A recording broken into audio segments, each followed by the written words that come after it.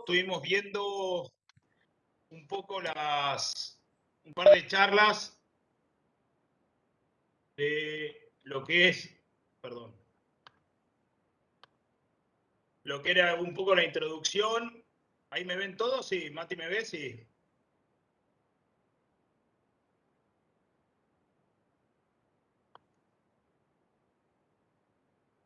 Mati, ¿me ves ahí? ¿Se me escucha bien? Sí, se escucha. Perfecto, bueno. Habíamos hablado el jueves pasado un poco de la introducción, un poco de lo que es la anatomía del ojo. Luego habíamos ya entrado en un poco lo que es el ojo rojo, que es un poco la primera consulta, ¿no? La principal consulta que hacen los pacientes cuando tienen algo en el ojo, concurren y bueno, un poco es eso. El motivo de consulta inicial es, me duele el ojo, tengo el ojo rojo y habíamos visto un poco la clasificación, los diagnósticos diferenciales. Habíamos llegado a avanzar un poco en lo que es trauma, pero habíamos cortado y decidimos arrancar ahora. Así que voy a compartir, Mati, si te parece, y seguimos con esta... Dale, perfecto. ¿Te parece? Metele que ya está para compartir, ya la podés compartir.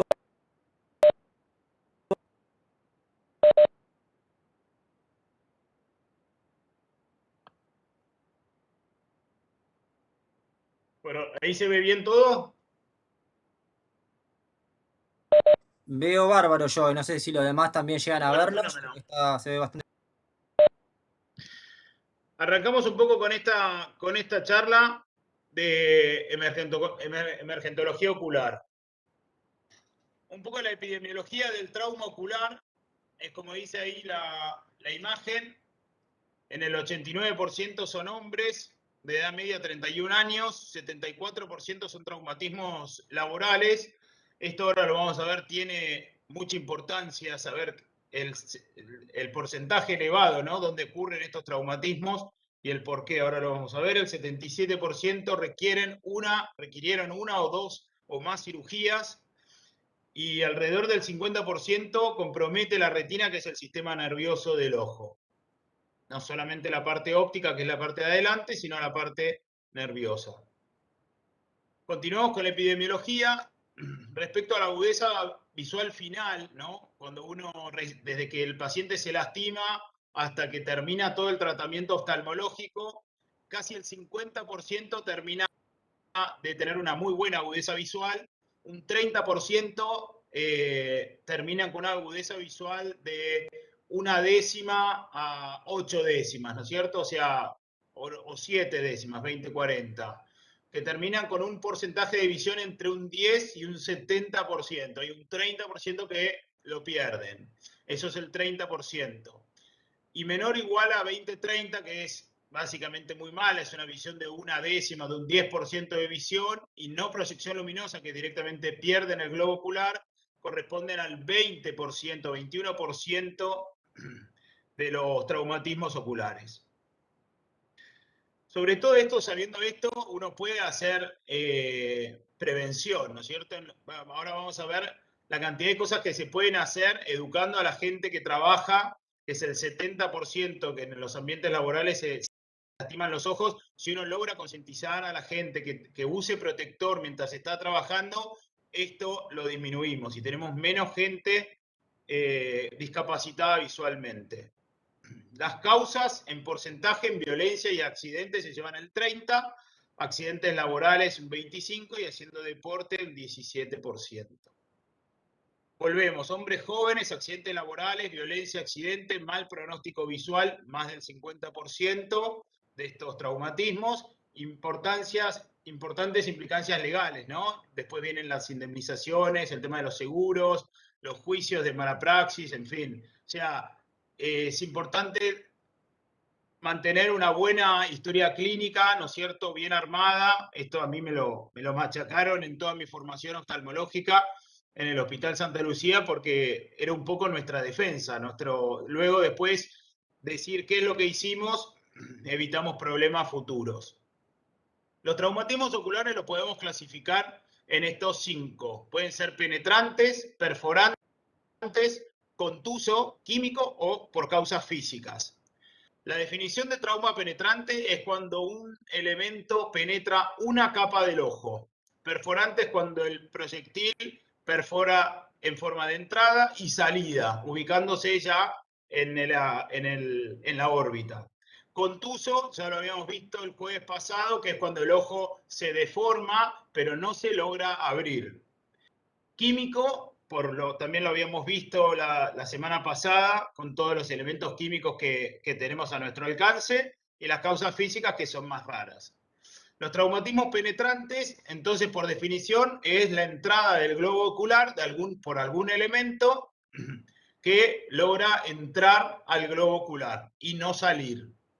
Siempre en estos casos uno tiene que tener en cuenta que no la gran mayoría, pero yo he visto y he tratado y he operado cualquier cantidad de gente con los cuerpos extraños intraoculares. Uno tiene que sospechar cuando pacientes están trabajando, desarmando cajas de velocidad, o martillando un rulemán, o martillando metal contra metal, la masa con el cortafierro. En el momento del impacto, si el cortafierro está apoyado sobre un metal duro, se le sueltan esquirlas a la masa o al cortafierro y ese proyectil entra al ojo. El paciente, obviamente, que el pedacito de metal que se sale del martillo entra al ojo con tanta temperatura y a tanta velocidad que logra entrar los cráneos. ¿Cómo viene un paciente con una herida penetrante? Herida penetrante me refiero, puede ser un hombre que esté trabajando haciendo un alambrado, que generalmente no es el que corta el alambre, sino el que está mirando, que cuando cortan el alambre va al ojo. El paciente tiene dolor, tiene una hemorragia subconjuntival, que lo vimos el jueves pasado, de que era una limitación a los movimientos oculares, disminución de visión. Esto es importantísimo. Nosotros con un cartel de prueba en una guardia podemos ya diagnosticar una herida penetrante. Si un paciente tiene dolor y ojo rojo y tiene una agudeza visual de 10 décimas, raramente tengo una herida penetrante. La cámara anterior profunda o estrecha necesitamos la lámpara de hendidura para diagnosticarla, así que eso es más difícil. La discoria, sí, uno iluminando el ojo se puede dar cuenta que la pupila está deformada, ¿sí? Y la hipotonía, esto es controversial. Imagínate con una herida penetrante, si vamos a andar haciendo maniobras para ver si está el ojo hipotónico, corremos riesgo de que se prolapse el contenido uveal del ojo. Abajo dice descartar cuerpo extraño intraocular, siempre una radiografía, si se cuenta con una suite localizadora y una tomografía axial de cortes. La verdad que se puede hacer primero la radiografía de frente y perfil y se ve enseguida el pedacito de metal adentro del ojo, adentro de la órbita. ¿Qué hacer con un paciente que se diagnostica una herida penetrante? Lo primero que hay que hacer es internarlo. Hay que hacer maniobras suaves, por eso no andar tocando el ojo a ver si está hipotónico, por riesgo al prolapso uveal. La exploración quirúrgica, si el paciente se lastima un viernes, un sábado, un domingo, y yo voy el lunes, que voy los lunes al hospital, perfectamente puede quedar internado, yo lo veo, y si se opera, si se tiene que operar, yo lo opero el lunes mismo. Hay que dejarlo en ayuno, por supuesto, antes de una exploración quirúrgica, manejarlo con una toxoide antitetánico de ser necesario. Y las imágenes, evitar la ecografía, que yo tengo un ecógrafo ahí en el hospital, por lo mismo, para evitar la compresión del globo ocular y evitar el prolapso uveal. La profilaxis antibiótico, uno cuando lo interna, si el paciente está internado, hay que pasarle antibiótico de amplio espectro, y ante la sospecha de trauma con algún vegetal, por ejemplo, es un paciente que está cortando el pasto o alguien está mirando cómo el otro corta el pasto, si llega a la máquina de cortar pasto, llega a expulsar un pedacito ya sea de madera, o alguien que está cortando con la motosierra, que también lo he visto, que sale una astilla y logra entrar, es raro, pero bueno, a veces se ha visto. Cuando entran este tipo de cosas que vienen de origen vegetal, uno lo tiene que cubrir con una clindamicina. El antibiótico tópico que se puede usar con los pacientes de herida penetrante es el Vigamox, que es el de laboratorio Alcon, que no tiene conservantes. Ese antibiótico es moxifloxacina colirio libre de conservantes. Eso se da cada 2 horas, la gotita del Vigamox, y con eso lo cubrís. La herida penetrante, entonces el cierre precoz, obviamente, cuanto menos tiempo pase entre que el ojo tiene abierto y lo pueda cerrar yo en el hospital o derivarlo en forma urgente para que alguien lo opere, sería ideal. Luego remover el iris, remover el vitrio es más de la técnica quirúrgica mía, del oftalmólogo, pero se menciona.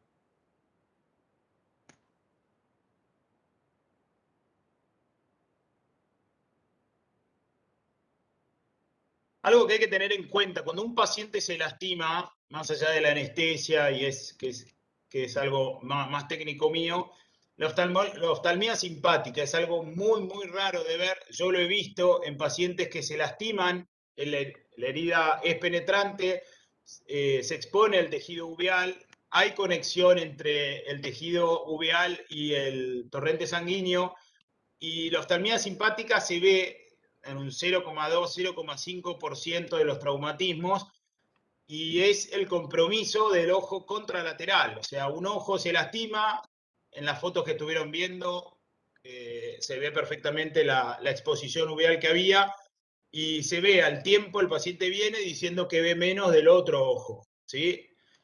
Es muy raro, pero no por raro no existe. La verdad que es indeseable porque no se lo recomiendo a nadie, es horrible, porque el paciente empieza a tener una reacción inflamatoria en el otro ojo cuando su mismo organismo empieza a atacar al ojo contralateral, el ojo único sería. Dice, evitar la oftalmia simpática solo es efectiva como profilaxis la enucleación en las primeras 2 semanas del trauma y la resolución quirúrgica precoz. Si bien esto puede ser, uno lo puede enuclear, lo puede viscerar y sacar todo el contenido uveal para que no siga la conexión entre el torrente sanguíneo y el tejido. Yo he visto también pacientes que se lastiman con una herida penetrante, se ha cerrado el ojo como se pudo, el paciente ha quedado con la agudeza visual que ustedes vieron al principio de la charla, y al tiempo viene con una evisceración en curso por otro traumatismo, con un corcho festejando Año Nuevo, y el paciente vive toda su vida con esa 10ª división o 2/10 división que habíamos logrado en el ojo operado inicialmente. Así que esto de nuclear el ojo por este riesgo, bueno, es controversial también. El riesgo de no hacer un diagnóstico precoz en las heridas penetrantes es la endoftalmitis postraumática. La endoftalmitis es la infección del globo ocular. El riesgo descrito es de 2 hasta 67%, 1 de cada 20 endoftalmitis versus 1 cada 1000 en cirugía de catarata. O sea, la endoftalmitis postraumática es mucho más frecuente que la endoftalmitis después de una cirugía de catarata, que las hay, que puede haber también, ¿no? Entonces, cuanto más rápido hagamos el diagnóstico de situación, más rápido actuemos, lo internemos, si no se puede derivar a las 12 horas, mantengámoslo en el hospital, se interna, se le pasa antibiótico hasta que se consiga ambulancia y se deriva. Pero por lo menos actuaron bien, donde el paciente estuvo techo sanitario, su vía y el antibiótico de amplio espectro. Aumenta el riesgo por 5 con la demora en la reparación a las 24 horas. O sea, si el paciente se lastima un jueves, se lo mandan a casa y le dice, venite el lunes a verlo a Alfredo. El paciente estuvo prácticamente 5 días con el ojo abierto, viene y yo hago el diagnóstico de herida penetrante. Hace poco un chico de Labardén, yo lo había visto también, no sé si había pasado el domingo, pero a mí me ve el lunes. Yo ese día no tenía la caja de cirugía estéril, no lo podía operar en Maipú, entonces logré que lo trasladen a Buenos Aires a través del municipio de Guido. Lo hice ingresar al Hospital Santa Lucía y a las pocas horas de haber ingresado el paciente ya le estaban cerrando el ojo. Es un paciente mío que yo lo vengo viendo hace bastantes meses.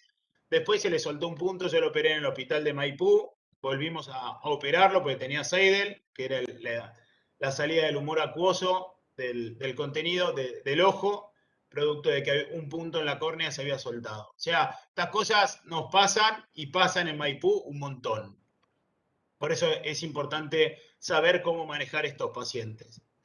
Realizar una intravítrea profiláctica es una inyección, el IV es una inyección intravítrea de antibiótico de amplio espectro.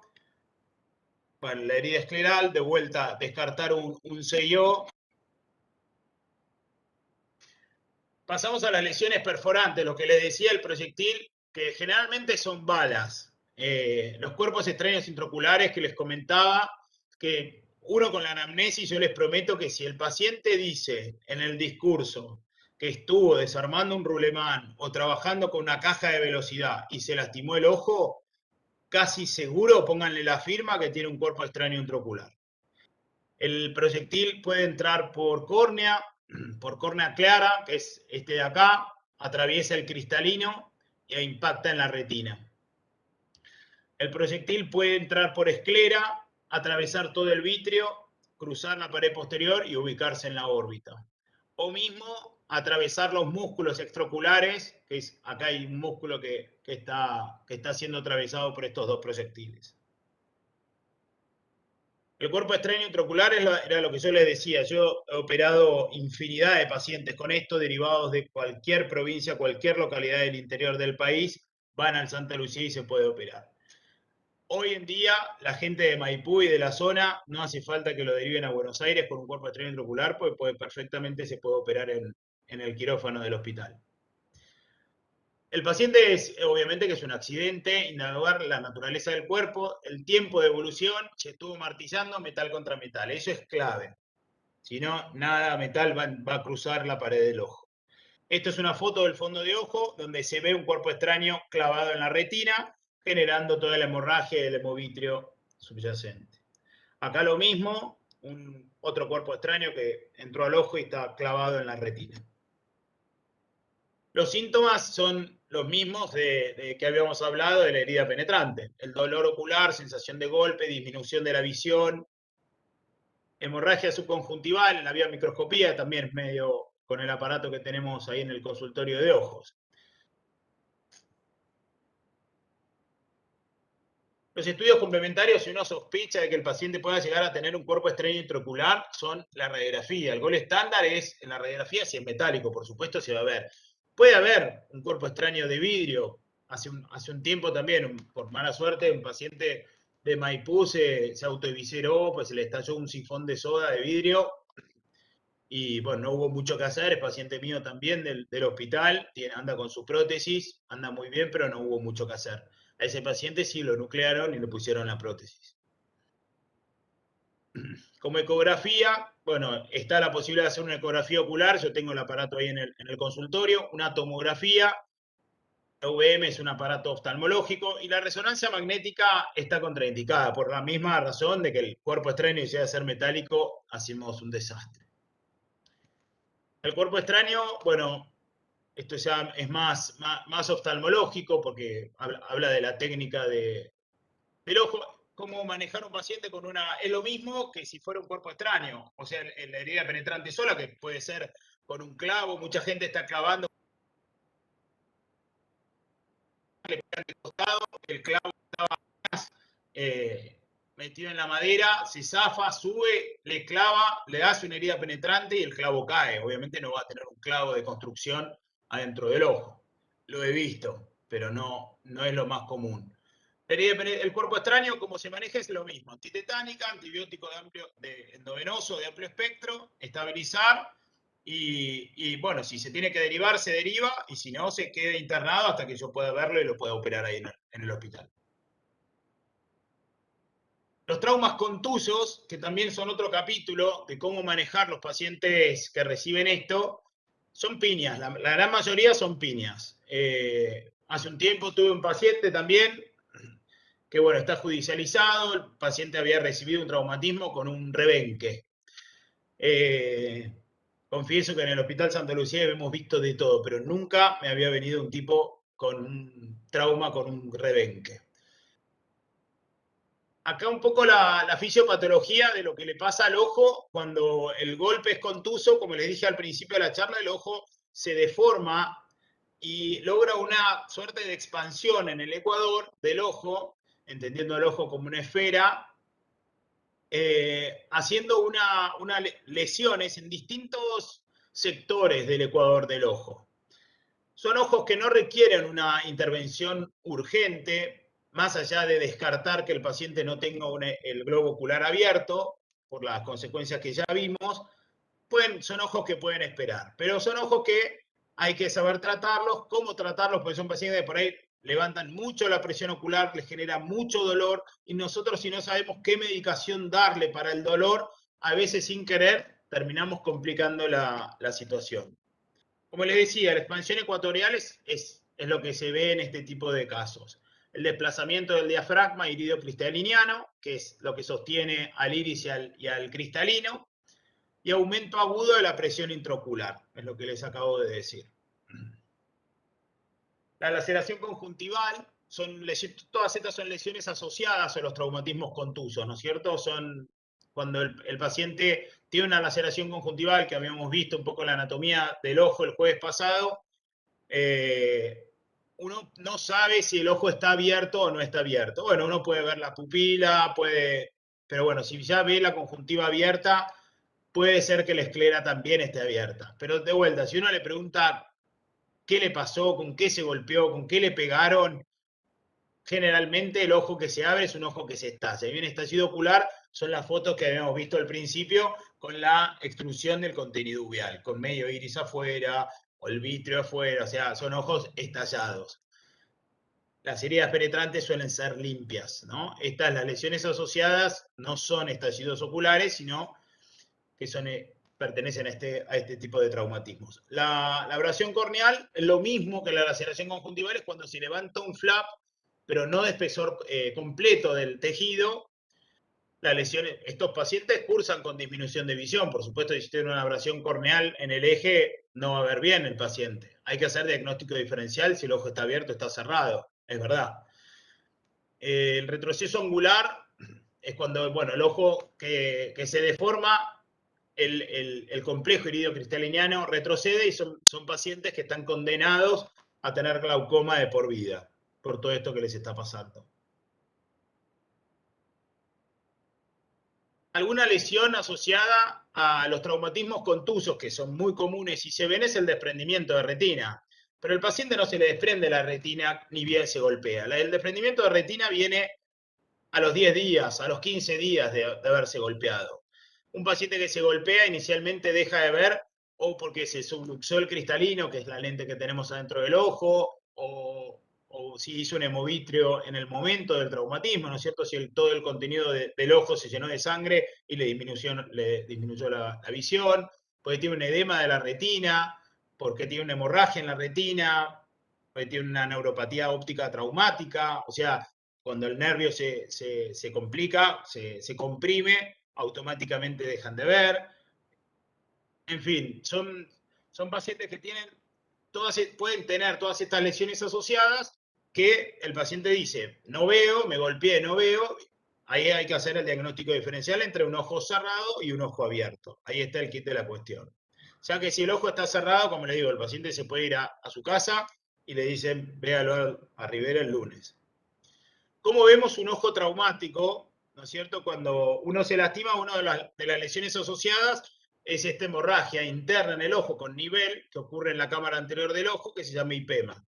El hipema, si es de grado 1, que es este cuadro de acá, el grado 1, uno lo maneja en forma ambulatoria, le deja un reposo a 45 grados, unas gotas hipotensoras, un antiinflamatorio, y lo resuelve. En 48, 72 horas, este paciente resuelve ese hipema traumático si no tiene ninguna patología previa. El grado 2, ¿no es cierto?, cuando ya llega prácticamente a la mitad de la cámara anterior. Grado 3, cuando es un hipema total. Y el grado 4, cuando ya es totalmente negro. Acá están un poco la clasificación que habíamos visto. Perdón. Uno trata en forma ambulatoria el grado 1 y grado 2. El grado 3 y grado 4 requieren de internación, ya que estamos hablando de otra cosa, ¿no es cierto? Es el grado de sangre, la cantidad de sangre que tiene en el ojo, le hace un aumento de presión intraocular, que lo que le genera es una impregnación hemática sobre la córnea, que aún así, resolviendo el sangrado y el hipema posteriormente, el paciente no va a tener buena visión por la impregnación hemática. solamente manteniéndolo internado y pasándole un hipotensor, como si puede ser una acetazolamida o algún hipotensor, algún diurético que le podamos dar, estos pacientes baja la presión ocular y lo resuelven bien. Acá son las indicaciones quirúrgicas del IPEMA, pero bueno, espero que ya lo manejo yo en el consultorio. Alfredo, perdón, te hago una pregunta que es interesante en lo que dijiste internación del IPEMA, justo porque vi Sí, hemofilia en las sí, diapos anterior, y sí, tenemos dos pacientes pediátricos con hemofilia severa. sí. Eh, Nada, eso, más que nada, esos chicos, bueno, como dijiste, ahí internamos y en este caso nuestro de pediatría tenemos que derivarlo porque es algo importante, más que son nenes que obviamente en esta edad juegan, se golpean y creo que es un dato importante. Sí, sí, sí.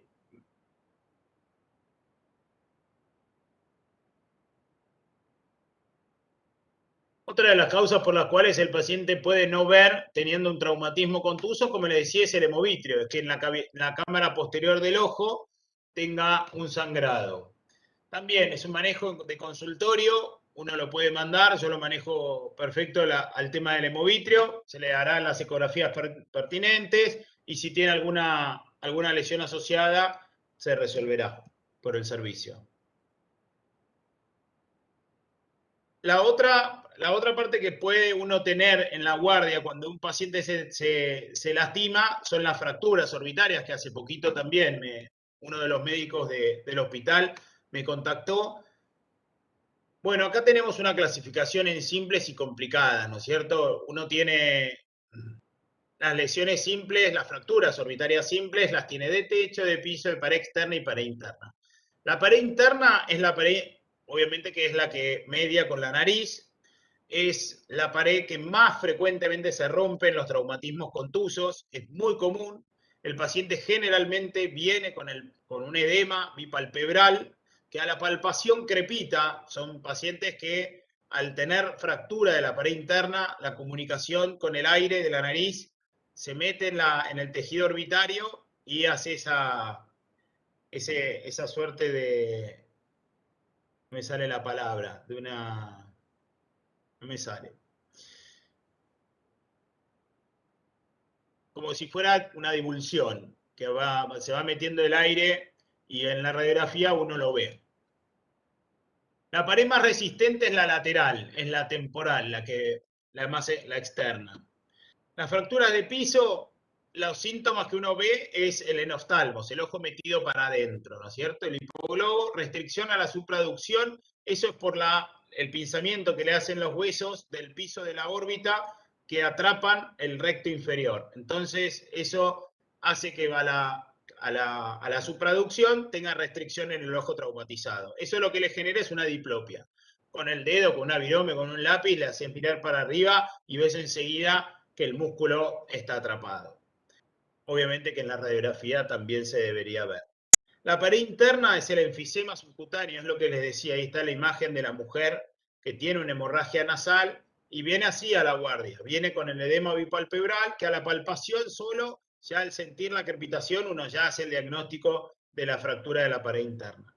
El manejo de la fractura de la pared interna es ambulatorio, uno lo cubre con cefalexina 500 y se cura solo. La verdad es que hay que tratar de pedirle que no sople por la nariz porque se va a tardar la recuperación. El diagnóstico clínico, con una frontonasoplaca, una mentonasoplaca, uno puede ver en las imágenes estas fracturas o una tomografía axial computada. El tratamiento de la fractura de piso es quirúrgico, siempre y cuando tenga diplopia en oftalmos persistente.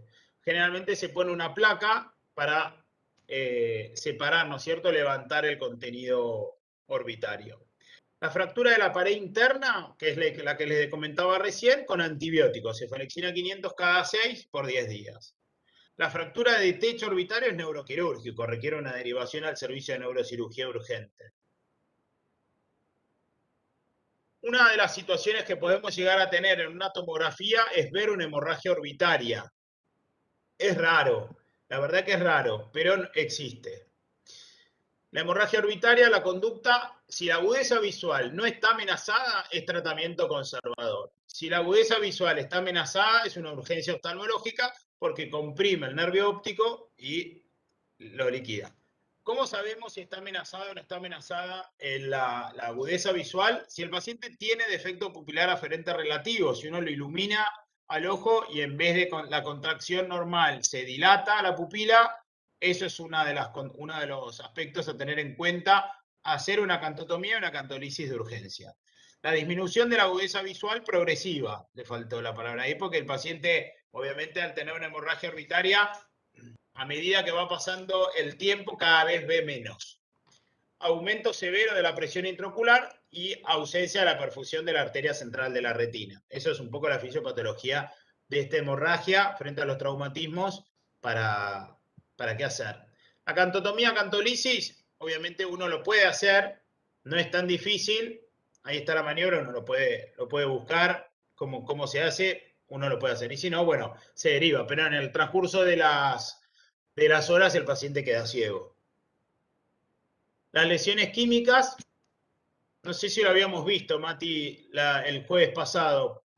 Hay cosas que están solapadas. Ustedes Sí, lo habíamos visto, ¿no es cierto? sí, lesiones química la habíamos visto, lo habíamos tocado el tema. Sí, Sí.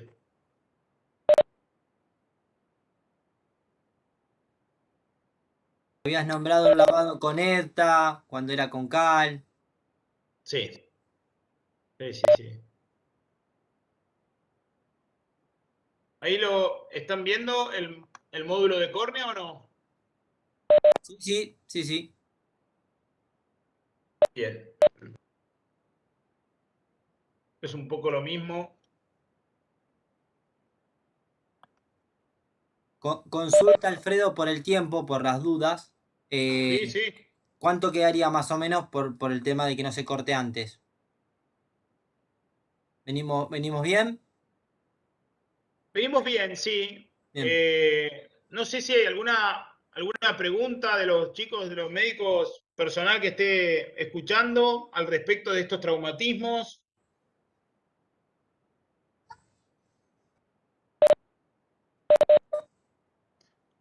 Alfredo, con respecto a perdón, a que no escuché bien, el tema de la fractura externa de la órbita, esa, si no hay ninguna, digamos, problema, no se interviene en esa, porque nombraste la interna con No, antibiótico. sí, sí, sí. Sí, sí, sí, sí. Lo resuelve el servicio de oculoplastia. Sí. Ah, bien.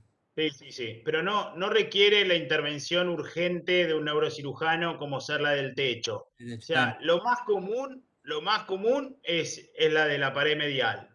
Luego el piso, que es obviamente que de tener el enoftalmos, de tener un atrapamiento del músculo recto inferior, uno lo puede derivarlo, digamos, con tiempo para hacer esta resolución quirúrgica con la placa bien. para liberarlo al músculo, ¿no es cierto? Porque si no el paciente está condenado a tener una diplopia de por vida. Perfecto. ¿Alguno de los participantes que quiera hacer alguna pregunta o duda que haya quedado con los temas?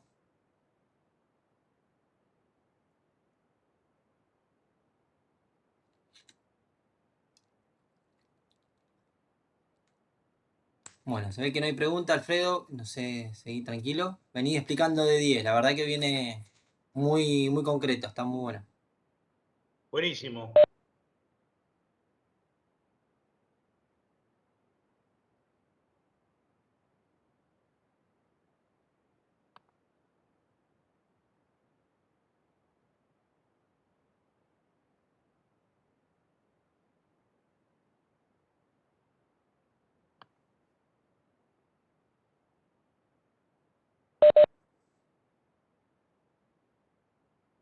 Esto también lo habíamos visto, ¿no, Mati? El tema de las... De las de infecciones sí, las habíamos visto el tema de cómo darnos a veces, habíamos hablado del herpes ocular, con la sí, técnica de, bueno, con la fluoresceína y con habías dado eso que me quedó todavía en la mente, esa aplicación que cambia la lucecita del celu para ver bien el ramillete, sí, sí, eh, la luz azul. la luz azul, exacto.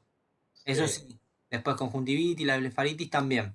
habíamos visto. Sí, Sí, sí. sí, sí. Creo que quedaba más que nada lo de trauma, Lo que de fue al trauma, principio. entonces, sí. Yo, eh, pero bien, bien, perfecto. Lo que creo que... como línea general, no quiero dejar, no quiero desaprovechar esta oportunidad para, bueno, si hay personal de guardia o en el hospital que atienden este tipo de pacientes, eh, el hecho de lo que darle a los pacientes o que el mismo paciente, ¿no es cierto?, consiga la poencaína, es una lástima por lo que hablábamos el otro día, ¿no es cierto? Sí, La úlcera neurotrófica que le genera en el tejido corneal a los pacientes que abusan de anestésicos es un daño irreparable. Entonces, hay que concientizar a la gente. Por ahí la gente ya lo tiene, ya lo consiguió, ya se lo dio un amigo, y va a la guardia, le dicen que tiene un cuerpo extraño, que tiene una úlcera, y él se acuerda de que le calmaba el dolor y arranca con eso. Y después a los 15, 20, 30 días, el paciente la córnea la tiene detonada y no hay mucho más por hacer. Es un ojo condenado a la disminución de visión. Por una pavada, porque la verdad que era una úlcera que en 3, 4 días que vos te lo aguantás, se hubiera resuelto y nada de esto hubiera pasado, ¿no? Eso, sí. y el hecho de cubrir a los pacientes que se lesionan con cuerpos extraños, ¿no es cierto? Llámese por la moladora o cortando el pasto y eso que es común ver úlceras en la córnea, acordarse de dar antibióticos de amplio espectro si viene de origen vegetal. Existe la posibilidad de preparar un fluconazol, un colirio fortificado de fluconazol, de anfotericina B, o bueno, si puede pedir a alguna farmacia que produzca el boriconazol. Son colirios fortificados que son contra los hongos, ¿no es cierto?, que cubren estos microorganismos, que de no dárselo en tiempo y forma, son pacientes que el absceso progresa, el absceso en la córnea progresa y cada vez es peor, ¿no? Buenísimo, Alfredo. Yo creo que, bueno, creo que quedaría después un poco lo que habíamos hablado en algunas charlas, habíamos tenido reuniones, el hacer esos algoritmos y dejarlo en lo que es la parte de shock room, o en el consultorio de clínica o pediatría, que está muy bueno. Todo esto es lo que estuvimos hablando, en algo más sintetizado, en algo esquemático. Creo que eso es muy bueno porque, bueno, te digo, es frecuente, a veces es lejos hasta que tengamos al profesional para poder interconsultarlo, porque se complica a veces, pero está bueno esas guías que Perdón, vos nombrás. Mati, ahí te interrumpo un segundito. Dale, Cuenten conmigo las 24 horas, los 365 días, ¿eh? Yo soy así. A mí me llamás y me decís, tengo este paciente, no importa la hora, si no puedo, no contesto, después devuelvo el llamado. Pero cualquier duda, perfecto. nada, tienen mi teléfono, me llaman y yo por teléfono los puedo orientar también de, Buenísimo. ver, de cómo manejarnos, ¿no? Si hay que hacer algo o cómo proceder, cuenten conmigo. Perfecto, Alfredo. Bueno, muchísimas gracias. Bueno, no sé si hay alguna pregunta o alguna duda de alguno de los que están viendo. Bueno, si no hay, ¿hay algún otro tema, Alfredo? Ya con eso creo que completamos todo la sistemática. Creo que fue bastante Sí, sí, había completa. quedado colgado el tema de trauma, sí.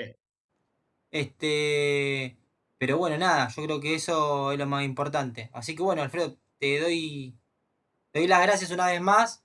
Ojalá que bueno, sigamos con estos siglos de charlas. Ojalá seguramente va a haber otra, que sea presencial, que la que queremos estar y estamos organizando con el equipo de docencia e investigación, que creo que es lo más, que más nos motiva, ¿no? La presencialidad. Así que bueno, te Seguro. agradezco un montón, agradezco a todos y a cada uno de los que estuvieron presentes. Así que bueno, estamos al habla, Alfredo, y bueno, una vez más gracias por compartir tus conocimientos. Bueno, gracias a ustedes, que tengan buena semana. Nos vemos, chau a todos.